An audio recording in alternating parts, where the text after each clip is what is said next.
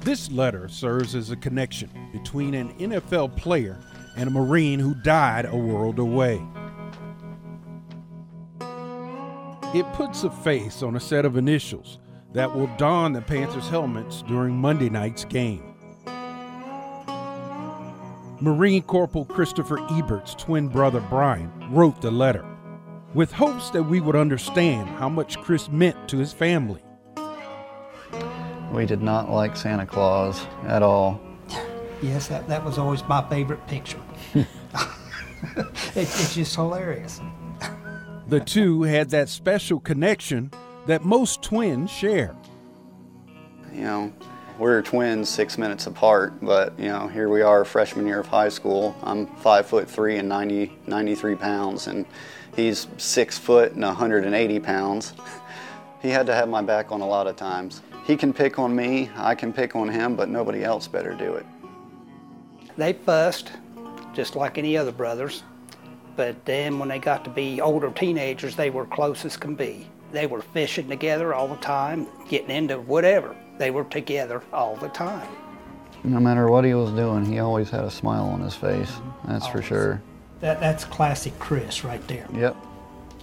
18 years old and graduating high school. We were invincible. We were on top of the world, closing a chapter in our lives and opening another. Brian enlisted with his brother and went through basic training at the same time in Parris Island. I was originally going to join the Army, and my brother Chris said, well, I'm joining the Marine Corps, and being twins and competitive and not wanting to be outdone, I said, I'm going to join the Marine Corps too. And that was boot camp graduation. Yeah, boot camp. Yet y'all was fit then. Yeah. You turned some girls' heads. Didn't I do that already? They were never apart for more than a week up until after boot camp when they separated. It was tough. The only way we could communicate at that time was by letter. The worry was definitely there. Not knowing if he's okay, not knowing where he's at. It definitely put a lot more stress on top of what we were already dealing with. Brian survived a bomb that blew up his unit's truck in Fallujah, but was devastated by the news that came in September of 2004. When we realized that both of our units were going to the same place, Fallujah, Iraq, we never got to see each other there. There were a couple times where we missed each other by mere minutes. I would go to the USO building to call home, and my parents would say, oh, Chris just called like 10 minutes ago. It was really nerve-wracking knowing that we were so close, but still we couldn't see each other. The last time I saw him after that was in a casket. I was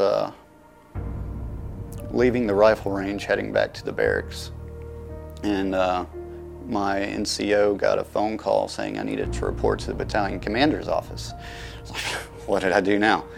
I get to the battalion commander's office, knock on the door, come in, and the first thing I see is a chaplain with tears in his eyes.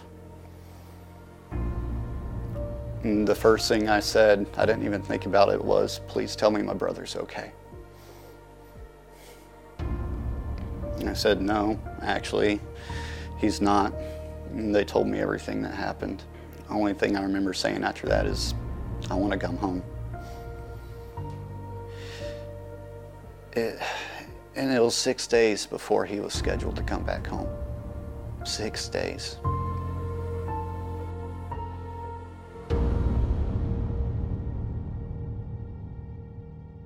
Brian and his father Gail visit Christopher's grave from time to time to reflect on someone who gave so much.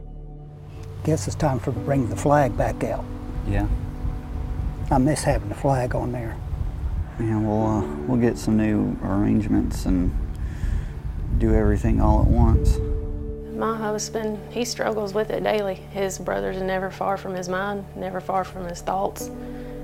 He tried to do something noble and risk his life to defend our country, and ended up His brother had to pay the ultimate price.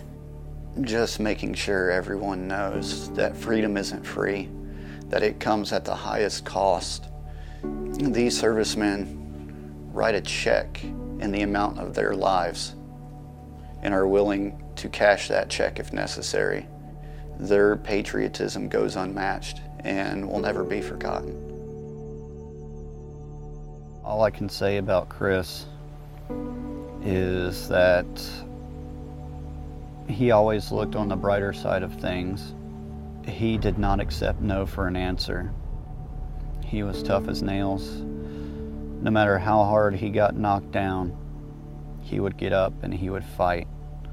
He did not quit, ever.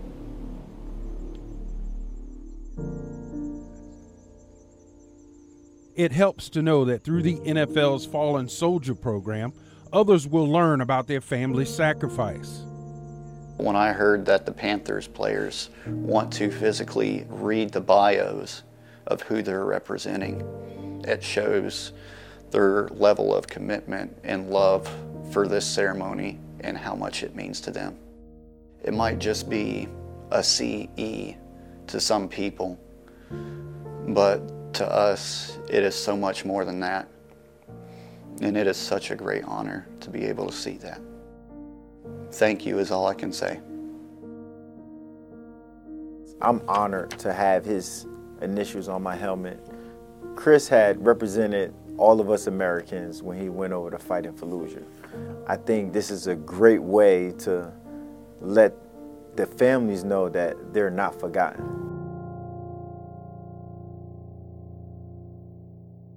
I guess you could say a letter goes a long way.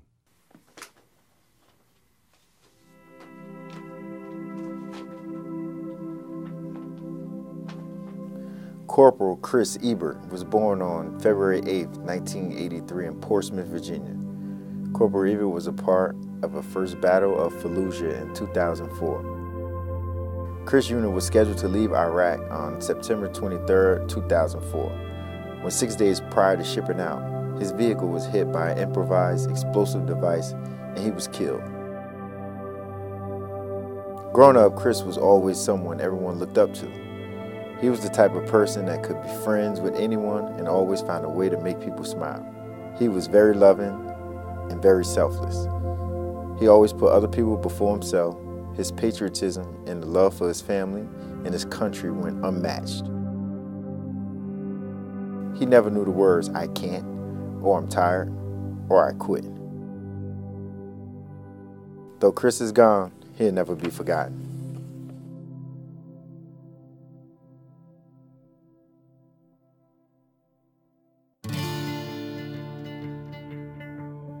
It was written in the earth below that this time would come and I'd have to go. It was signified in the sky above that the winds of fire would consume our love. I will see you on that distant shore where the winds of